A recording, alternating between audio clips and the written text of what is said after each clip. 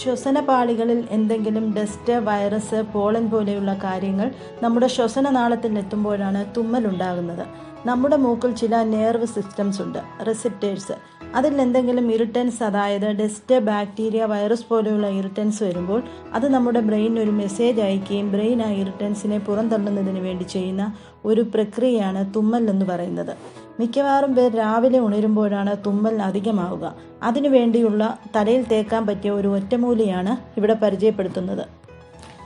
രക്തചന്ദനപ്പൊടി 6 gram, കുറച്ച് കർപ്പൂരം, 500 gram ശുദ്ധമായ വെളിച്ചെണ്ണയിൽ കലക്കി അതിലൊരു ചെറുനാരങ്ങ 4 പിളർന്ന് വിടുവിക്കാതെ ഇട്ട് അടുപ്പത്ത് വെച്ച് ചെറുനാരങ്ങയുടെ തൊലി ഒടിയുന്ന പരുവം വരെ തിളപ്പിക്കുക. ആറുമ്പോൾ വാങ്ങി വയ്ക്കുക. ഇത് തലയിൽ തേച്ച് ഉപയോഗിക്കാവുന്നതാണ്. തുമ്മൽ പൂർണ്ണമായും മാറുന്നതാണ്.